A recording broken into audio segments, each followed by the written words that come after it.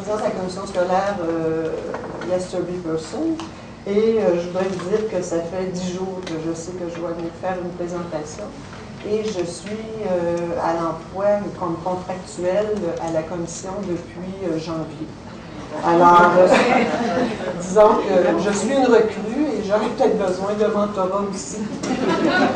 Alors, la commission scolaire reconnaît évidemment la nécessité, même comme priorité, l'insertion professionnelle en enseignement.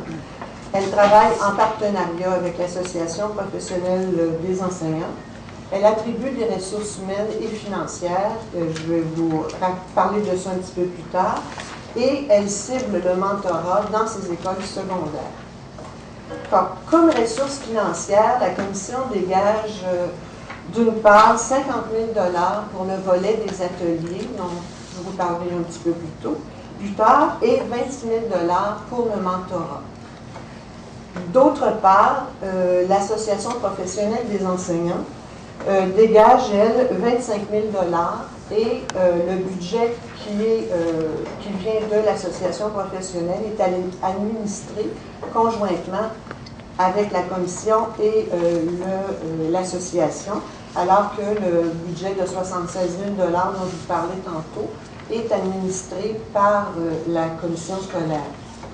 La façon de ventiler ce budget-là, si ça vous intéresse, c'est un point un peu nouveau. J'ai l'impression que ceux de la fin de la journée vont avoir de la misère à innover parce que les bonnes idées se répètent. Alors, le volet mentorat, par rapport au budget, est ventilé de la façon suivante. Il y a le salaire d'une personne ressource à raison de 60 jours par année. Il y a la suppléance qui est payée des enseignants parce que lorsqu'il y a des ateliers, ce ne sont pas des journées pédagogiques. Donc, c'est des journées de libération où tous les enseignants viennent à ces ateliers. Il y a l'honoraire des financiers, oui, des conférenciers. Il y a des livres de référence qui sont offerts aux enseignants à la fin des journées d'atelier. Et il y a en préparation un recueil de témoignages dont je vous parlerai tantôt. Dans le volet atelier, le budget est ventilé de façon aussi à payer les suppléances d'enseignants, les honoraires de conférenciers et repas et goûter, parce qu'on reçoit le matin les gens, on leur dîner déjeuner avec nous, il y a tout un dialogue qui s'installe, et c'est toujours une journée les ateliers, donc les gens sont aussi invités à dîner avec nous. Dans les 2 dernières années, les réalisations qui se sont faites par rapport aux ordres d'enseignement, si vous voulez, au préscolaire et au primaire, il y a seulement le volet des ateliers qui est retenu. Pour quelle raison? La raison, c'est que d'une part, il y a moins de jeunes nouveaux enseignants dans ces ordres d'enseignement-là, et d'autre part, parce que les besoins sont différents. Et il y a, par contre, dans la vie quotidienne de tous les jours, les enseignants qui voient leurs collègues qui sont des aînés sont aidés par les collègues, évidemment. La direction de l'école aussi les soutient, mais il n'y a pas de volet mentorat comme tel. Pour le secondaire, il y a le volet mentorat et ce volet-là, il est offert aux écoles.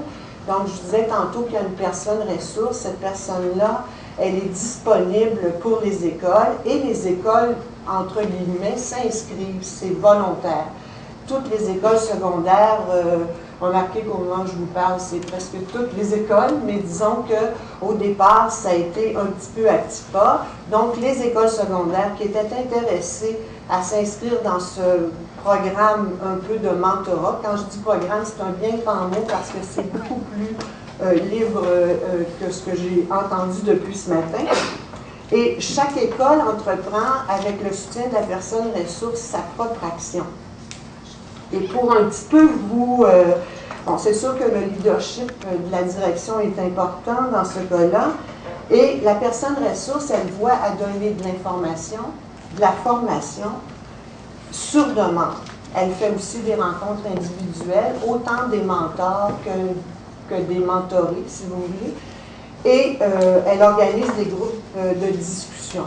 Alors tout ça, c'est vraiment sur une base de volontariat, autant de la part des écoles, de la part des mentorés et de la part des mentors. À titre d'exemple, je vais vous dire 2 exemples d'actions, de réalisations qui se font dans les écoles secondaires. Alors, dans l'une des écoles secondaires, il y a eu 30 nouveaux enseignants, dont 23 étaient des gradués, qui arrivaient directement de l'université. Alors, ce qui s'est passé dans cette école, c'est que d'une part, il y a des volontaires, des mentors qui ont dit « on est volontaires pour aider ces jeunes collègues », et d'autre part, ce sont les mentorés qui ont choisi leur mentor. Donc, c'est un pairage naturel. Et dans leur organisation, ils s'étaient dit, il faudrait qu'on se voit au moins 2 fois semaine. Non, aux 2 semaines. C'est pas tout à fait pareil. Alors, une fois aux 2 semaines. Mais dans la réalité quotidienne, ils se voient tous les jours.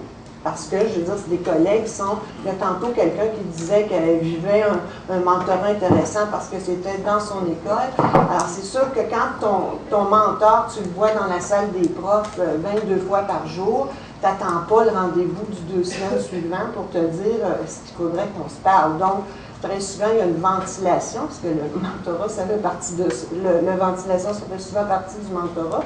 Donc, il y a une ventilation qui se fait de façon quotidienne. Et toujours dans cette même école, on a fait des activités petit déjeuner. Donc, les enseignants et autant les mentors que les mentorés s'amènent le matin, font un petit déjeuner. Et qu'est-ce qui se passe? Ça peut être un collègue qui va prendre la parole, ça peut être un conférencier qu'on a invité, ça peut être, on ventile, on se dit qu'est-ce qu'on fait, il est arrivé telle affaire, bon, ainsi de suite. Dans une autre école secondaire, ce qu'on a fait comme choix, plutôt que de faire ce que je viens de vous dire, on a choisi de dégager une personne à raison de... Bon, il y a un pourcentage de dégagement, puis là, je m'aperçois que je ne l'ai pas noté, mais en tout cas, je m'en excuse. Tout ce que je sais, c'est que cette portion qui est dégagée pour l'enseignant qui est responsable du mentorat, il n'est pas fixé, c'est-à-dire que c'est une proportion globale pour l'année. Disons que c'est 50% d'une tâche, ce qui n'est pas le cas, mais disons que ce serait ça. Donc, une semaine, ça peut être 2 jours, une semaine, ça peut être 2 périodes, une autre semaine, bon, ainsi de suite. Je pense que, comme on connaît le milieu scolaire, c'est, dans le fond, au besoin. Et autant dans une école, dans les 2 écoles, il y a beaucoup de gens qui se sont levés pour être mentors, et c'est volontaire. Il n'y a pas de... Je te donne ceci parce que tu deviens mentor, si je veux le faire.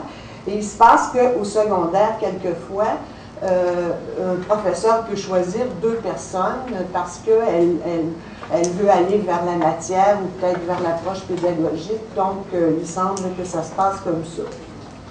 Alors, la force de ces 2 approches, d'après nous, c'est que c'est le partenariat qui existe entre les mentors et les mentorés. Et une question, d'ailleurs, il y a quelqu'un tantôt qui a dit une phrase, et je me suis dit, moi, je dirais, je vais comme pas tout à fait dire la même chose, c'est comment on choisit un mentor. Est-ce que le mentor choisit son mentoré ou vice-versa? Est-ce que la direction d'école assigne quelqu'un parce que tu t'occuperas du mentorat? Alors, vous voyez tout ce que ça peut créer dans un milieu, mais dans la réalité, on s'est amené à dire qu'il n'y a pas de réponse donnée. Il faut voir aux besoins, aux attentes du milieu, un petit peu la situation du milieu aussi, ce qu'on veut comme école et tout ça. Alors, de toute façon, le tandem mentor-mentoré fonctionne bien et l'idée, c'est que ça se développe pour le meilleur des 2 partenaires parce que le mentoré reçoit, mais le mentor aussi. Je ne savais pas que j'avais toussé ce fort. Alors, le volet des ateliers. Alors, le volet des ateliers, c'est que, d'une part, il y a un comité qui est formé d'une personne des ressources humaines, le directeur adjoint des ressources humaines, aussi une personne qui travaille aux ressources humaines, mais qui est responsable de l'insertion professionnelle, autant des enseignants que des directions d'école. Il y a la personne ressource dont je vous parlais tantôt, qui en réalité est une enseignante à la retraite du secondaire. C'est pour ça qu'elle a accepté, parce que comme c'était le mentorat au niveau du secondaire, mais elle fait partie aussi, évidemment, du comité des ateliers. La responsable des stages, qui est en l'occurrence moi-même, des représentants du syndicat, de l'association professionnelle, des enseignants et des représentants de direction d'école. Alors, ce comité se réunit 2-3 fois par année pour organiser une journée qu'on appelle une journée d'atelier. Pour venir à cette journée-là, en tout cas jusqu'à date, ça a toujours été des nouveaux. Donc, ceux qui sortent de l'université et qui sont à leur premier contact avec une vraie classe, comme ils disent. Alors, c'est ce qui se passe à ce moment-là. Et cette année, la dernière en liste a été celle du 24 février et les directions d'école ont suggéré aux étudiants de 4e année, donc qui étaient en stage, de venir à cette journée d'atelier pour en fait leur faire une projection et faire un contact intéressant. Tout se passe sur le sens du tout se passe de façon volontaire et il y a toujours en général 90% des gens qui se présentent aux ateliers. Et ceux qui ne viennent pas, c'est qu'ils ont des raisons, je suis malade, j'avais un rendez-vous, bon, etc., tout ce qui fait partie du quotidien. Les thèmes des ateliers, comment les choisit-on? Bon, le comité se réunit. Alors, il y a deux façons un peu de faire. C'est que d'une part, il y a un sondage maison, c'est-à-dire que les enseignants qui sont dans ce comité vont dans leur école et disent aux jeunes, qu'est-ce que tu aimerais comme... Bon, alors, ils sortent de ça, toutes sortes d'idées. Et d'autre part, la commission a aussi un système d'évaluation qui pose un diagnostic des 4 compétences de l'enseignant et le perfectionnement ressort de ça. Donc, les directions d'école se servent de ça pour dire qu'il y a un besoin là. Les thèmes des ateliers, jusqu'à date, dans les 2 dernières années, il y a eu la communication avec les parents. Et je ne vous les donne pas dans l'ordre de priorité, c'est dans l'ordre de mon écriture et de ma mémoire. C'est-à-dire comment composer avec les parents difficiles, et aussi avec ceux qui vivent eux-mêmes des situations difficiles, les parents. Et ça, dans ma vieille vie, c'est une des choses qui fait peur énormément aux jeunes enseignants, la relation qu'on a avec les parents et comment composer avec ça. Évidemment, la gestion de classe, comment concilier l'enseignement proprement dit, si je pourrais dire, avec la discipline et les problèmes de comportement qui peuvent arriver en classe, parce que vous savez qu'à l'Esterby, on fait l'inclusion par rapport au cheminement. Alors, c'est sûr que ça a un impact dans le quotidien. La fierté de la profession. Alors, se reconnaître comme des professionnels confiants et conscients de leur rôle. Et aussi, harmoniser sa vie professionnelle et sa vie personnelle et familiale, c'est-à-dire s'accorder des moments d'arrêt de qualité afin de ne pas se brûler ni de se décourager.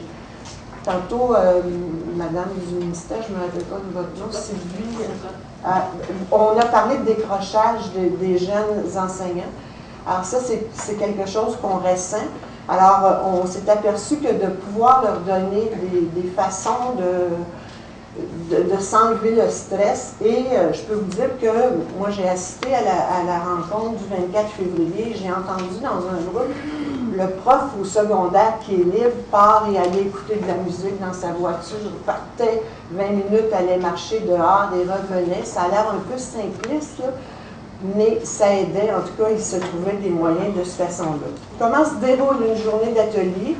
Alors, c'est déjeuner, dîner communautaire, comme je l'ai dit. Au début de la journée, il y a un accueil, un mot de bienvenue des cadres de la commission scolaire, du représentant syndical.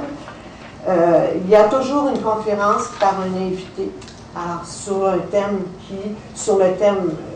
de la journée.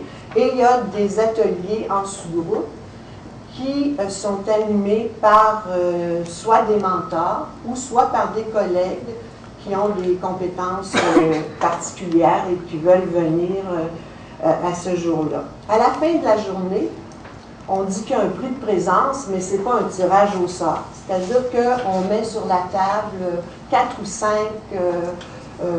pas 4 ou 5, 90 volumes, mais de 4 ou 5, ça peut être sur la pédagogie, sur, parce que là j'ai lu ça en anglais, la gestion du stress, du comportement, et ils repartent avec un livre à la fin de la journée. Donc, c'est ce qu'on appelle un prix de présence, si je peux l'exprimer ainsi. Alors, quels sont les projets? D'une part, c'est comme demain, parce que c'est en mai. En mai, il y aura aussi une journée atelier, et cette journée atelier, ce sera pour les gens qui sont pour la 2e année en fonction. Parce que dans le comité dont je vous parlais tantôt, qui organise les ateliers, il a dit, bon, tu sais, c'est pas parce qu'on est rendu à la 2e année que là, on est en contrôle de tout, on a aussi besoin de soutien. Donc, il y aura en mai cette année une 2e journée, mais exclusivement pour les gens qui sont en 2e année d'emploi, si je peux dire. Actuellement, tous les enseignants de la commission scolaire ont accès là, au site informatique de la commission. Ils peuvent se parler d'une école à l'autre. Mais disons que ce que la commission voudrait pouvoir développer, c'est que l'an prochain, il y ait un icône qui fait que ça indique que c'est un nouveau. On pourrait aller là, on pourrait se parler de nos bons coups, des moins bons coups aussi, partager son expérience, créer un réseau, dans le fond, rejoindre ça. Mais comme je vous dis, c'est une chose qui sera discutée à la prochaine réunion. Et enfin, la personne ressource qui s'occupe du mentorat au secondaire a pensé demander aux mentors d'écrire une lettre et de dire qui a été le mentor dans leur vie. C'est pas nécessairement marqué M. X, mais qui a été son mentor et qu'est-ce que ça lui a apporté, qu'est-ce qu'elle a aimé dans ça. Et dans le fond, un petit peu un recueil de témoignages qui permettent, à un moment donné, aussi de voir où on peut aller par rapport à ça.